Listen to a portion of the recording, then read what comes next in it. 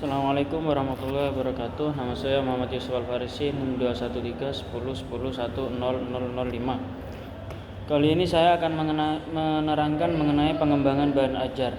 Apa itu bahan ajar? Bahan ajar adalah perangkat ajar berupa materi atau pembelajaran yang digunakan untuk membahas satu pokok pembahasan, baik itu berupa materi atau yang lainnya.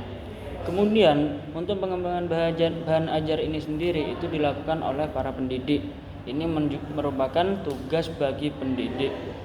Bagi pendidik, memilih bahan pembelajaran dan mempertimbangkan kriteria bahan pembelajaran itu merupakan suatu unsur yang utama untuk dilakukan, sehingga tidak asal comot saja.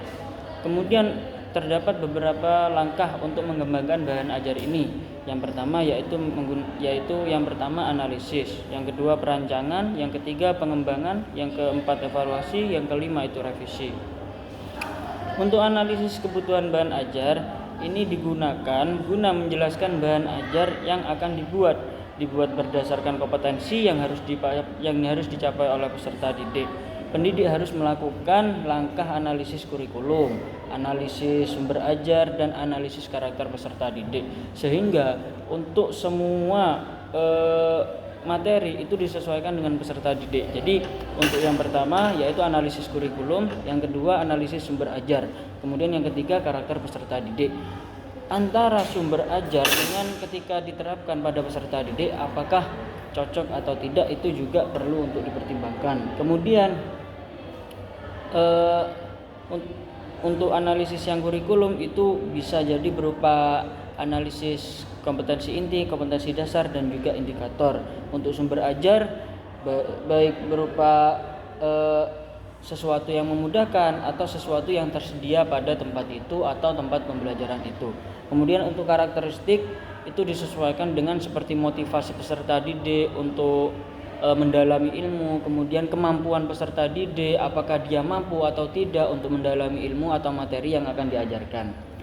Kemudian untuk struktur, dalam struktur pengembangan bahan ajar ini ada 3, yaitu menyusun peta bahan ajar, yang kedua merancang urutan penyajian, yang ketiga membuat struktur bahan ajar. Nah, penyusunan peta bahan ajar ini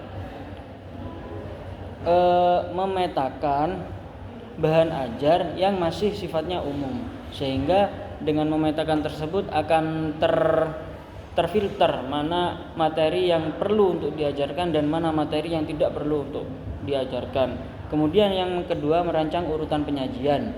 Merancang urutan penyajian ini sangat penting untuk diperhatikan karena banyak terjadi kesalahan pendidik untuk peserta didik yang sering adalah urutan penyajian yang tidak begitu sistematis.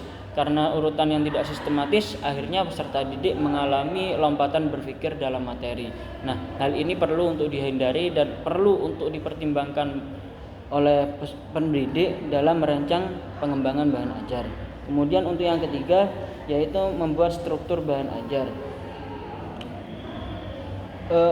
Untuk struktur bahan ajar ini yang tercantum di dalamnya salah satunya yaitu informasi pendukung atau materi pendukung. Jadi tidak hanya terpatok pada satu materi saja, akan tetapi peserta didik itu bisa mendapat informasi lebih daripada buku yang ia pegang sendiri.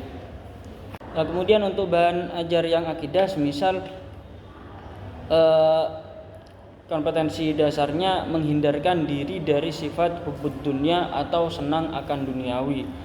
Untuk indikatornya, peserta didik mampu menghindarkan diri dari akhlak yang tercela. Nah, dengan demikian untuk menimbang struktur bahan ajar yang meliputi informasi pendukung, pendidik seharusnya menambah materi tidak hanya ini saja.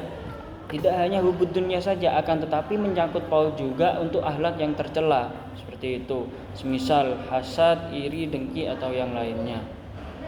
Kemudian untuk pengembangan, untuk poin pengembangan, jadi di dalamnya pendidik dituntut untuk menjabarkan kerangka dari materi yang akan diajarkan, seperti yang tadi saya sampaikan.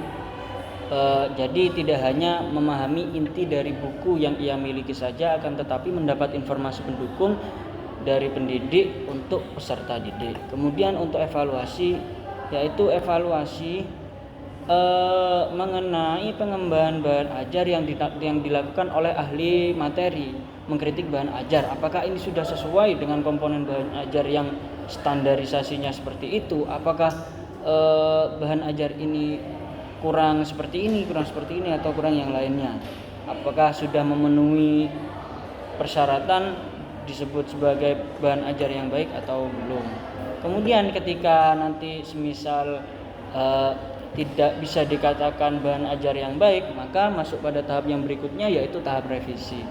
Revisi yaitu semacam evaluasi atau pembenahan dari evaluasi, yang mana evaluasi tersebut dilakukan oleh ahli materi atau ahli media, sehingga nanti bahan ajar yang akan diajarkan kepada peserta didik itu dikoreksi terlebih dahulu oleh ahli materi dan juga ahli media. Apakah medianya sudah cocok, ataukah materinya sudah tepat, tidak kurang, tidak lebih, dan medianya sudah mampu untuk menyampaikan materi yang akan dipahami oleh peserta didik. Sekian dari saya. Bila taufiq wal hidayah. Assalamualaikum warahmatullahi wabarakatuh.